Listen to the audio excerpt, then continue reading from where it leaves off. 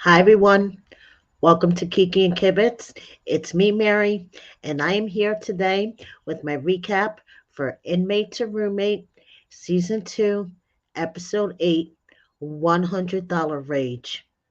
And let me tell you, it was a rage. Let's get right into this. So, we left off last week with Aaron disappearing with David's car. Okay. And David was so freaked out, he called Aaron's sober circle. They went driving around town looking for him, didn't find him, went back to the house, and Aaron was there. He just, spent the night with his ex, Lavanya, had a little booty call, and didn't see what the big deal was. But his sober circle, Ian in particular, was flipping the fuck out. Ian was all like, "Where were you? Are you high? Who were you with?" And, Aaron was like, I just, it all started off with a Facebook friend request. And then she slid into my DMs and I decided to meet up with her. And Ian was like, "Who? The ex that ruined your life?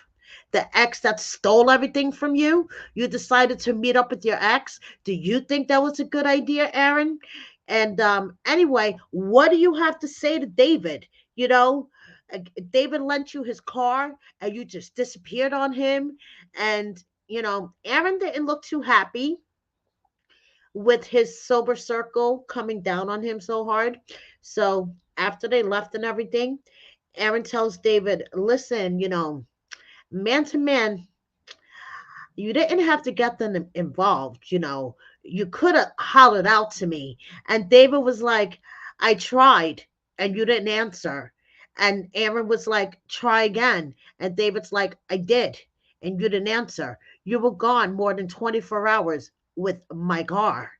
Okay. So Aaron's all like, "Well, for future reference, I'd rather deal with you directly than deal with them." So it's been a couple of days since they had that driving gum incident, and David took away all of Aaron's driving privileges. So they're going to the park, working out, and he's doing a couple of high knees. And David drops the bomb that it's his house, and he decided that he's going to have another inmate move in. Now, this one has been out for a few months, but he's homeless for various reasons, and David thinks that it's a great idea to bring him into the house. So Aaron's like, "What was his charges?" "Drug charges." Aaron's all like, "Listen, I don't think this is a great idea. It's too soon. I'm not saying this person is a bad person or anything, but having someone, you know, who came out of prison on drug charges, they're homeless for a reason, blah, blah, blah." Aaron is not liking this idea, but he has to come to terms with it if David does want to go through with it because it is his house. Okay. So Aaron meets up with Lavanya. Okay. And he is so happy that Lavanya's sober because he knew that she could do this and that there was this person, the sober version deep down. And he's just so happy. So he's telling Lavanya that David kind of flipped out when he disappeared with the car and called the sober circle. And they had this whole Lavanya intervention thing going. And then he tells her about David's great idea to have another inmate move into the house. And then Aaron gets this great idea. "Hey, Lavanya, you check off all of David's boxes. You've had incarceration problems. Um, you're trying to get over drug addiction. I mean, the only thing that's different between you and the other prisoners that David wants to save is that you're a woman and you're romantically involved with me. But hey, and let me see if I could convince David, instead of taking this other dude, to let you move in instead." Okay, because you living at the halfway house isn't such a good idea either. So why don't I see if I could convince David to let you move in? Okay, and he tries. He really tries, and David is not going for it. He's like, I don't think this is a good idea. Okay, I know this woman through what Aaron has told me, and from what Aaron has told me, she doesn't have great character. She basically ruined his life, stole everything he owned, disappeared on him for the past 2 years that he was in prison. And now all of a sudden, he's like thinking it's a great idea for her to move in here. I don't want to judge her, but I only know her on what Aaron has told me. So David's like, give me time. Let me think about this. And Aaron's all like, listen, I know this is David's project and this is his home, but I think I should be involved in the vetting process of a new roommate. And that new roommate should be Lavanya, period. So we'll see what happens next week, whether David finally gives in and let Lavanya be the new roommate, or he's like, hell's fucking no. No, no, no, no, no, I'm not going to go for this. So, moving on, we have Emily. And it's been a couple of weeks, and Jason sucks as a roommate. Okay, he really does. He's been sneaking people in and out of the house. He just sits around all day, hasn't gotten a job, and now, on top of everything, there's $100 missing from her purse. Okay, she left her purse in the kitchen. She went downstairs to do some laundry, and when she came back up, there was $100 missing from her purse. Okay. And now she's so fed up. She decides to call her middle son, Travis. She has three adult sons. Travis lives about 15 minutes away. She thinks maybe Travis could come over and talk some sense into Jason. Okay. And let me tell you, it didn't turn out too well. Okay. Jason got so aggressive. Okay. He was just like, he went from 0 to like 2,000 in 2.5 seconds. Okay. He, Travis just feels like Jason is blatantly disrespecting and taking advantage of his mother. Okay. So he, wants to talk to Jason and maybe get through to him. Okay. For him to realize that his mother is really doing something nice, and maybe Jason should get it through his thick head and not like take advantage of his mother's kindness. But he's all like, I'm not trying to tell you how to live, but this is my mother's house, and the least you can do is follow her rules and respect them. And then Emily brings up the $100 that's missing. Okay. And he like he says, I don't know what you're talking about. And then he's getting more and more angry and aggressive by the second. It got to the point that Travis and Jason were like chest to chest, getting ready to fight, and the production had to break them up, and she's in the middle of them. Emily's like, stop it, stop it, stop it, Jason, stop it, Travis. And Jason's in the back flexing his muscle. It just got like really like stupid. Okay. And then Jason says the reason why he reacted that way, okay, because he felt like Travis was trying to push him into a corner, and it's ingrained in his brain from being in prison, in and out of prison so many times, that when somebody confronts you or tries to back you in a corner like that, you lash out and defend yourself, okay? I'm like, okay, whatever, Jason. So Emily, her son leaves. He's like, call me if you need me. And Emily, asks Jason, do you see why my son reacted that way, and I can't believe that you were like challenging him to a fight. And Jason's like, well, you got to see it from a man's point of view. Emily's like, I don't give a fuck. So this is where the title of the episode comes in. So the producer asked Jason, did you take the $100 from Emily's purse? And he went from 0 to 2,000 miles in 2.2 seconds. Okay. He fucking flipped the fuck out. And the producer was like, if you didn't take it, just say that. And he was all like, I'm not going to be backed in a corner. Don't ask me that question. I have been calm and nice this whole time. And you can ask me anything except for that.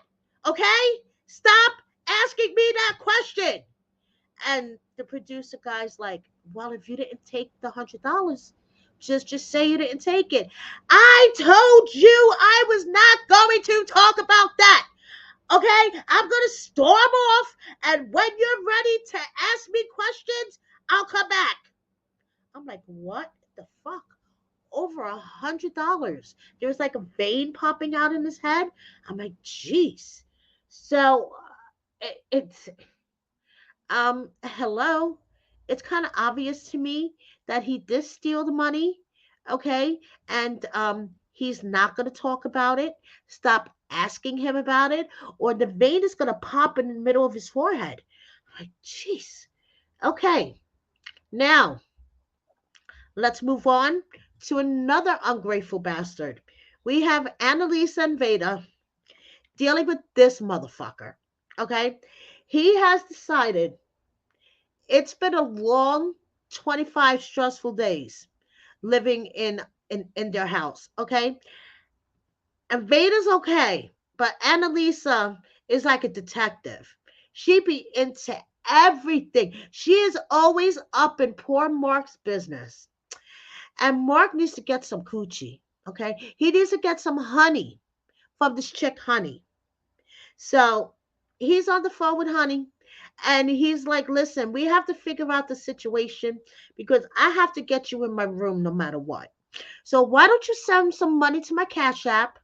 Okay. And I'm going to go to the hardware store and I'm going to figure this out because by tonight, when Annalisa and Veda fall asleep, and by the way, Veda be sleeping on the couch. Okay. Annalisa sleeps in the bedroom and Veda sleeps on the couch.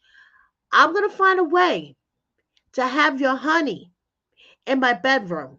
Okay? You get that, honey? So he goes to the hardware store where this motherfucker actually purchases a lock for his door, and his backup security is a 2x4 to stick under the door. And he gets a fucking rope ladder, okay?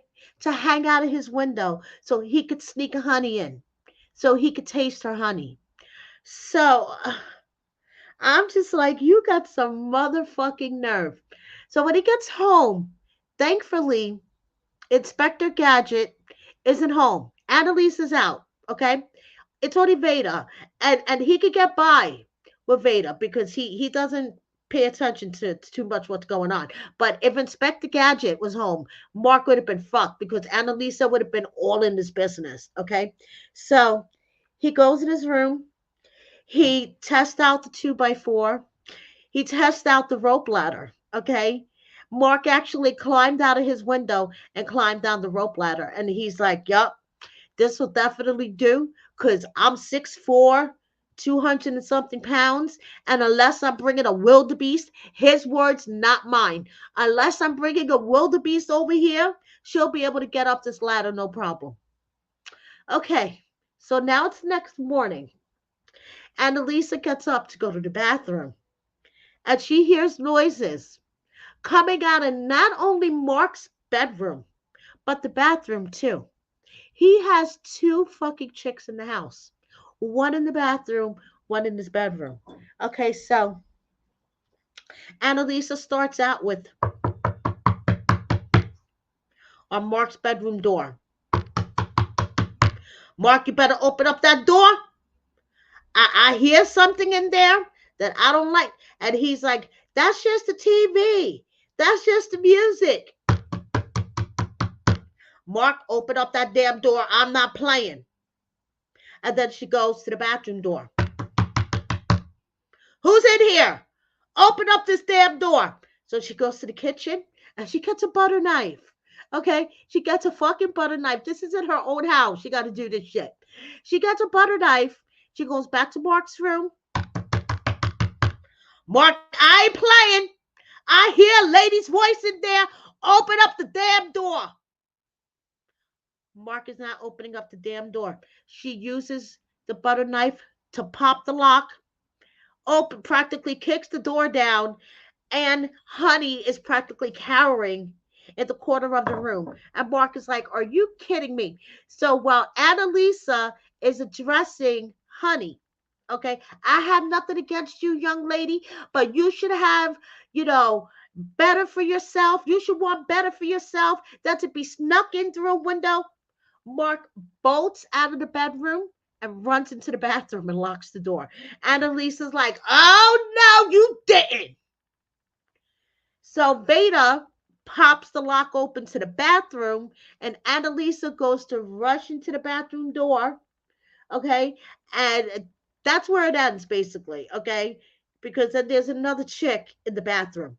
Let me tell you, I do not understand why Veda didn't just kick the fucking door down, why Annalisa had to go through all that to get the door to the bedroom and the bathroom in her home opened. Shit. If that was my husband, he would have kicked the fucking door down in the first minute. Okay. If that was me and my husband, we wouldn't be in that situation because honestly, I wouldn't have Mark in my home.